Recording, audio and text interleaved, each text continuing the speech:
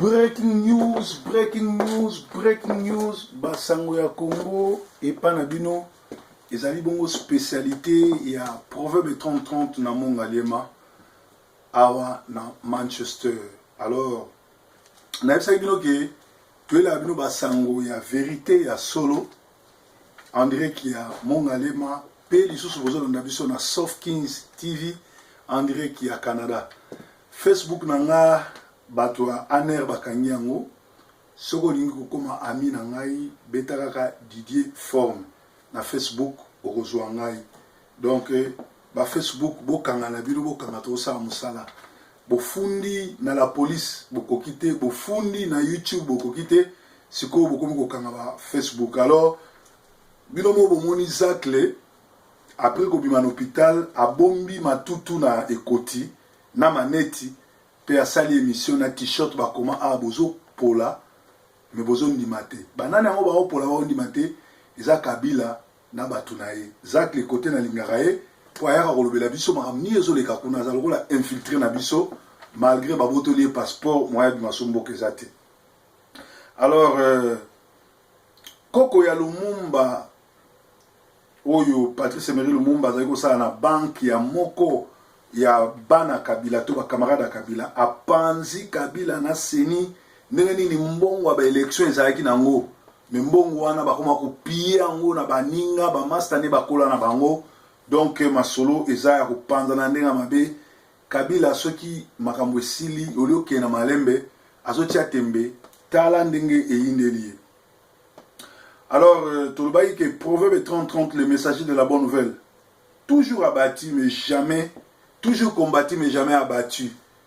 Na ba vidéo, na ba site mususu malonga elo ba mondo to benginga ona kazarema basale lieu mission bazo finga yo babe finga abattre. Moi je crois que na ko répondre était les chiens à boire la caravane passe.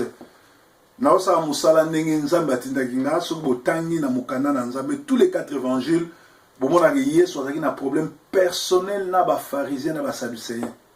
Parce que les pharisiens et les sadducéens, bazaki bato baboyi kokota lola, bazo pekisa bamiso bakota lola. Didier Formé, Proverbe 30-30, c'est un pasteur appelé formé ouin, nazo diriger l'église na Congo, nazo diriger l'église na diaspora bato bayebi et naza na appel en Nzambe na salaka mission ya ko aider babola na ba orphelin ndenge Bible lobi la vraie religion c'est ça. Oboyinga yokaka ondiminga yokaka donc ngai nalandaka onza malobelanga nalandaka bato te mais na comprendre pe que na komi marchandise po biloko bato ebele tala mafu batia kombo ou ya Didier Forme ou ya Salomon Proverbe 30-30 ou ya pasteur Angleterre parce que so bolobika pasteur Angleterre le seul pasteur bato bayebi mingi ezalaka Proverbe 30-30 azakane na Manchester. Alors Congolais, félicitations à yo Congolais moi na Congo, tout ça bon na breaking news basango Congo et panabino. Tout ça les na Sentinel TV pe na Soft Kings TV. Félicitations Congolais, makele le totiaki bitumba to salaki ba lettre to komaki ba marche otobimaki butumoi. Nzamba yoki biso kolela na biso poete mindele ba yoki pe bandimi. Conseil à sécurité ya Nations Unies et la kisi ba décideur oyo ba pesaka ordre bazali bato ba maintenir la paix dans le monde so botie mutu makasi ba intervenir militairement bazo kitale 11 c'est-à-dire dans 11 jours dans 10 jours ou 11 jours ko yebsa kanambe et sili ponaye il faut akende ayibi trop abomi trop a bloquer processus électoral nanko parce que azanga yimbongote il faut akende so baboyi bako tie maboko militairement bako kangaye et kozala ya koinda na kozongela ngo calamité.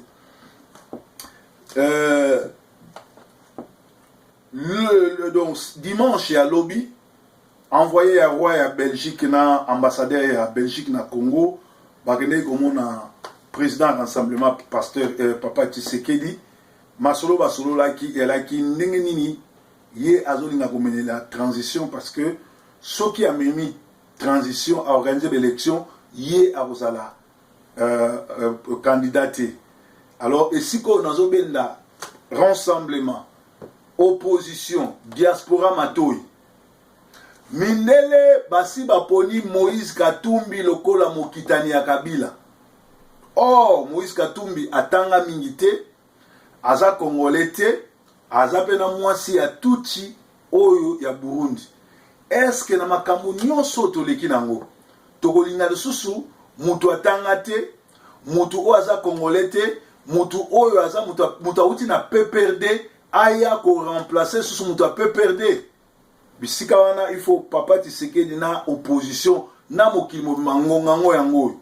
Soki to raisonner bien te après Kabila et que zalaka égal avant Kabila parce que Rwandais mususu to Tutsi moko boya mutu na bango pion na bango akoya ko balkaniser mboka akoya ko sala kaka mabe tokozongela na susu guerre tokozongela na susu combat. Or age pusani tokoma Kinshasa kala biloko na biso ezo sela biso kuna ba famille na biso ezo sela biso kuna ba boti na biso ba leki na biso ba ndeko na biso ba kunda photo sekoto ke ndeko serekei na ba tombe na bango.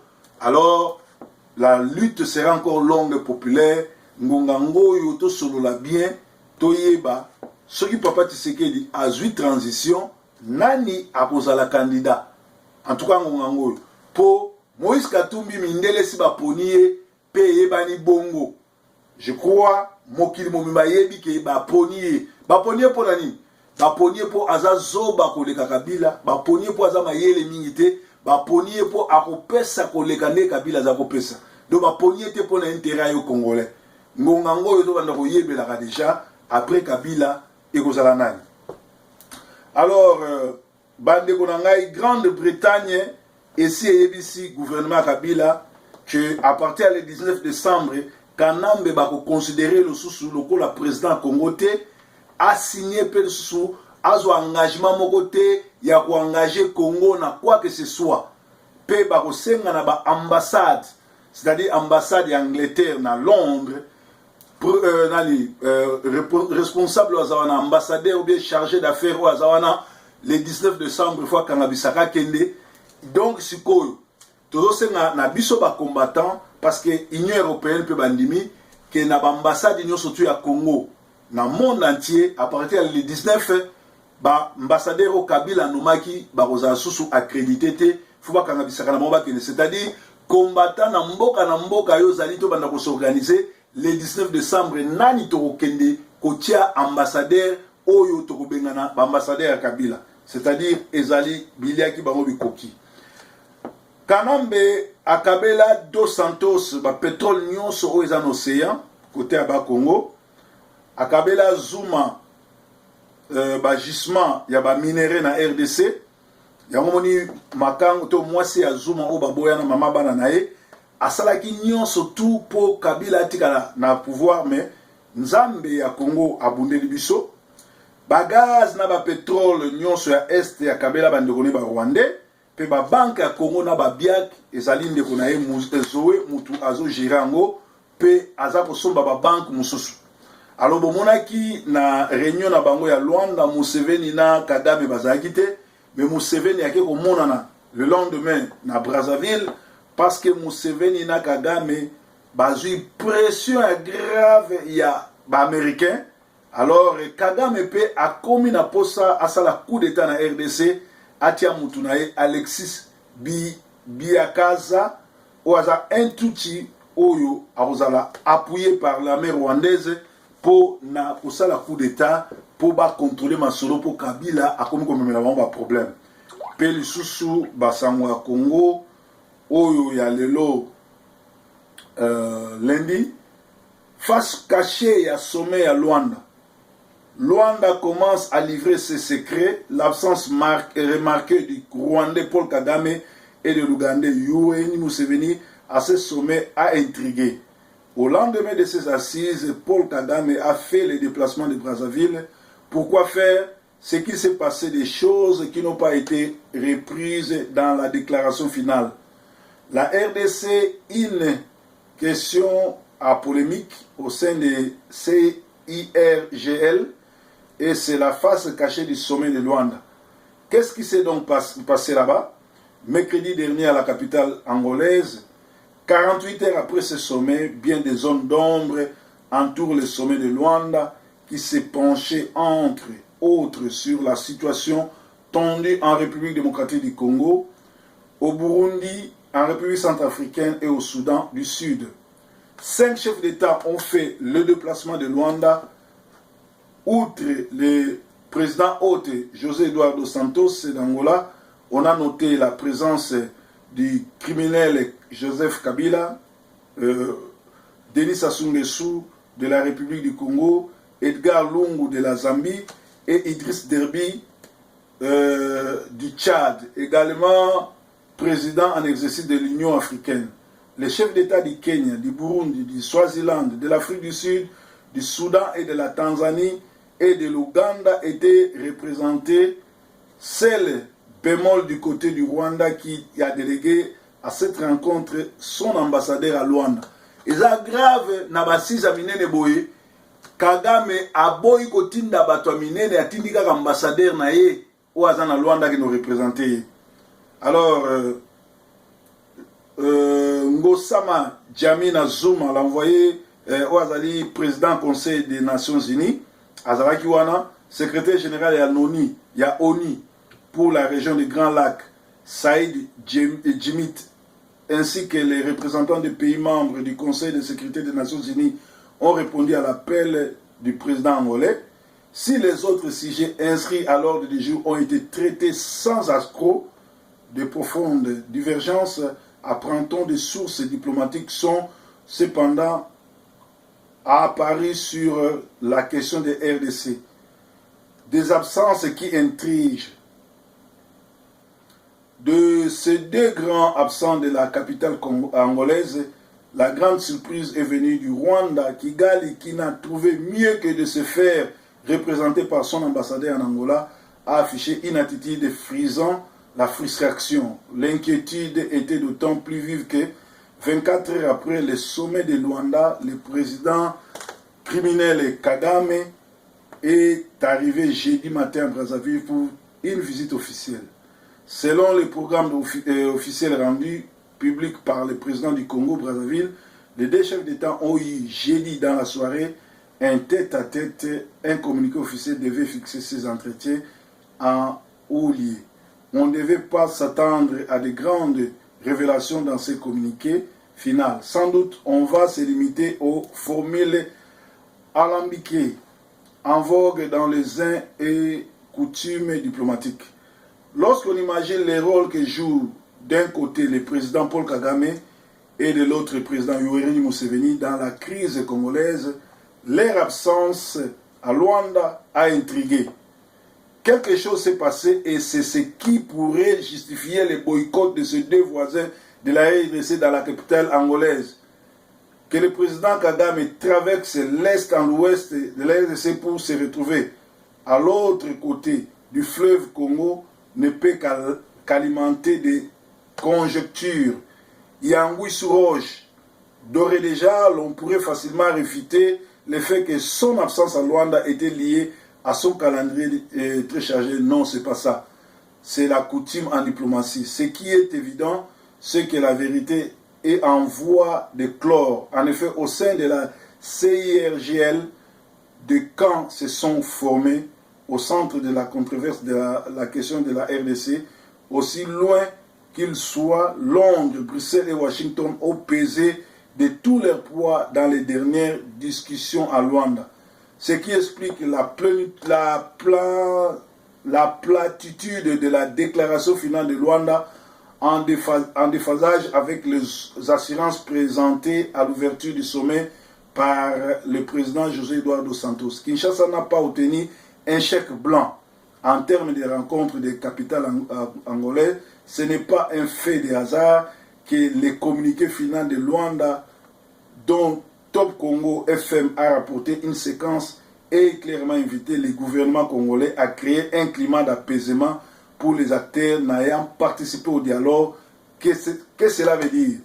Le dialogue de la cité de l'OIA avec un coloraire, l'accord politique qui en est sorti n'a pas déchanté la situation, n'a pas décanté la situation.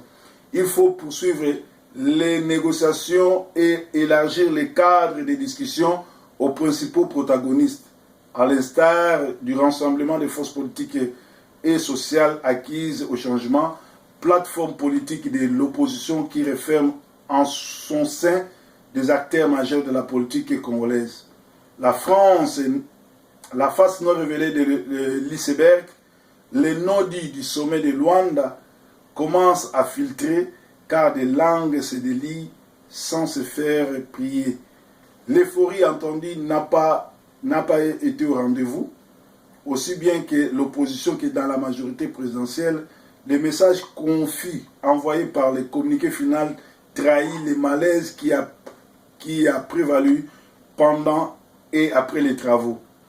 Kagame et Museveni, deux absents de taille, ont fait peser un lourd ombrage sur le déroulement des travaux. Ces derniers renseignent des sources diplomatiques qui avaient reçu l'envoyé spécial américain dans la région des Grands Lacs, avaient promis de ne point jouer au jeu de la SADC qui tient à maintenir un gouvernement sans vision et hors mandat, c'est-à-dire fin mandat en RDC. Si les chefs d'État de la SADC ont apporté leur soutien à l'accord politique de la cité de l'OIA, il n'en est rien de certains autres qui estiment que le problème de la RDC ne peut être résolu que dans le cadre de l'amélioration quantitative de la gouvernance du pays avec une vision claire. Plusieurs chefs d'État de la sous-région ont fait prévaloir cette vision. Des sources présentes à Luanda indiquent que le Tchadien Idriss Déby, président en exercice de l'OIA, n'a pas exclu l'hypothèse de visiter l'accord politique du 18 octobre 2016.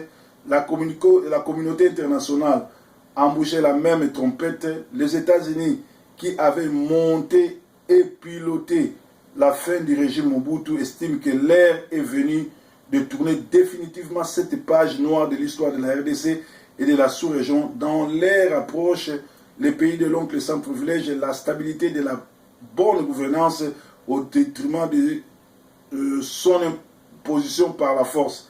Les schémas antérieurs ayant démontré des limites par les cas précis de la RDC, Washington précise, pense que le moment est venu de tourner la page de l'AFDEL enclenchée en 1997 par la chute de Mobutu. La fin constitutionnelle du mandat du président Kabila, les criminels étant l'occasion rêvée des États-Unis, l'Union européenne et les Nations unies pour se réconcilier avec le peuple congolais en organisant des élections crédibles devant ouvrir grandement la voie à l'alternance démocratique. Ce postulat a été présenté à tous les chefs de l'État de la région. C'est la tâche confiée à Tom Perriello, envoyé spécial des États-Unis dans la région du Grand Lac. Partout où il est passé, il a fait passer les messages. IAP, le secrétaire d'État américain John Kerry, est allé à Kigali pour répercuter le message, c'est-à-dire l'impératif d'une alternance démocratique en RDC, afin de ne point cautionner ce qui est sorti de la cité de l'OIA, renvoyant aux oubliettes la tenue de la présidentielle censée ouvrir la voie à l'alternance. Les présidents criminels Kagame et Museveni n'ont pas daigné effectuer les déplacements de Luanda, l'ombre de la Grande-Bretagne et des États-Unis sur leur attitude. En diplomatie, c'est un message fort. En dépêchant les émissaires, n'ont-ils pas été publiquement l'air des accords sur ce qui s'est comploté à Luanda? Nemi Kagame et Museveni ne tiennent plus à être associés à ce qui se passe et ce qui va arriver en RDC. Étant donné les souvenirs pénibles qu'ils ont laissés au peuple congolais, convaincus de l'irrévitabilité de la dynamique qui s'est installée à Kinshasa, Kampala et Kigali tentent désormais de soigner leur image dans l'imaginaire populaire congolais. Vis-à-vis de la communauté internationale, Kigali joue au Ponce Pilate et effectue le déplacement de Brazzaville. Kagame est allé aux nouvelles. Denis Sassou Nguesso lui a certainement fait les comptes des apportés de Luanda et tout ce qui en est sorti à son tour. Le Rwandais ira sans doute conférer avec son éternel complice Museveni en vue d'une possible position commune dans la région des Grands Lacs. Des lignes sont en train de bouger au centre des manœuvres de l'alternance démocratique du Congo. Que le Seigneur soit loué. Donc na masolo ya makamoleki na Luanda, Paul Kagame na Museveni bakomi ko jouer rôle à Ponce Pilate, ba sokoli maboko balobi makambo la Kabila amemeli bango ba problème ebele daye Kabila à résoudre ba problème te batindaki kuna balkaniser Congo akoki yango te à s'enrichir à reverser bango na kobomaka pamba na osaka makambo ekokaki te lelo mokili mobimba ba caméra nango eza braqué na makambo ezoleka na RDC moye batia suzolo ya te ye moko Paul Kagame bazotombokela ye pona dossier ya ba crime asala na Rwanda ndenge boma ba Rwandais kuna ikobalukela ye yango moni basokoli maboko pe bayete. C'est-à-dire na ngonga oyo congolais mboka na biso ezosonga na maboko na biso mais toza na grand problème ezali kaka toyeba tokosala ndenge nini po tobengana Ruberwa Bisengimana Azarias Vital Batwana nyonso tu oyo badeo Rugweza oyo tu baye kwa envahir mboka pe lisusu tango tokokende na transition pour le 19 décembre Kabila fois keni. Est-ce que bokondima boza na président le roi Moïse Katumbi oyo azana mwasi ya Tutsi pe oyo azali moko ya ba petit à confiance à Kagame. Etikali panabino. Breaking news. Breaking news. Breaking news.